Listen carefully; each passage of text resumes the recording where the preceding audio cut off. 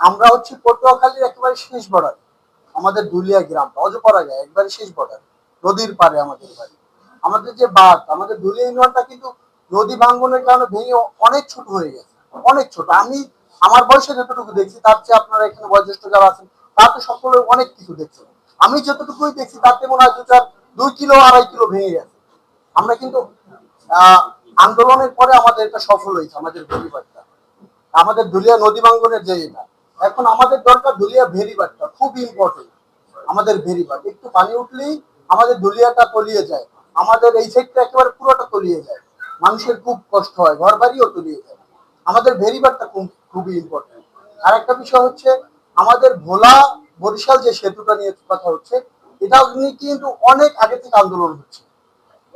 এটাও কিন্তু আমাদের বরিশাল বিভাগের জন্যও খুব গুরুত্বপূর্ণ একটা সেতু, ভোলা এবং বরিশালেরটা, এবং আমাদের বগা সেতুটা এটাও খুব গুরুত্বপূর্ণ। তারপর আমাদের এই সাইডে হোসনাবাদ থেকে যে বাকিরগঞ্জের একটা সেতু, ছোট একটা সেতুর দাবি করতেছি, এটাও কিন্তু আমরা খুব গুরুত্বপূর্ণ।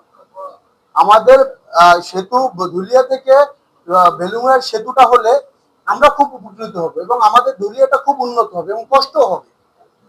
যতদিন পর্যন্ত উন্নয়ন কাজ করবে অনেক কষ্ট হবে, কিন্তু আমরা খুব উন্নত হব। কিন্তু আসলে এটা দেখতে হবে সরকার থেকে কতটুকু লাভবান হচ্ছে। আমাদের সরকার মাত্র 6 মাস হয়েছে এখানে বলছে, এখন এখানে 1,000 কোটি বা 2,000 কোটি কেউ ইনভেস্ট করবে, এটাও কিন্তু আমাদের ম্যানেজ করতে হবে। আমি একটু ছোট দাবি করতেছি, ভোলা থেকে যে বরিশাল সেতুটা যাচ্ছে এবং আমাদের ধুলিয়াতে একটা ওয়াই আকারে একটা এর আগে একটা ডিজেল দেখছিলাম আমরা, ওটা ওটা নিয়েও যদি আমরা কথা বলি তাহলেও কিন্তু আমার মতে মনে হয় যে ভালো হয়। আর আমাদের ধুলিয়া এটার জন্যই সফল, আমরা যে কোনো আন্দোলন বা যে কোনো মানববন্ধন করে কিন্তু আমরা সফল হয়েছি আমাদের ধুলিয়ার বিজ্ঞ যারা আছে তাদের কারণে এবং তরুণ প্রজন্মের কারণে। আমরা ইনশাল্লাহ সফল হব।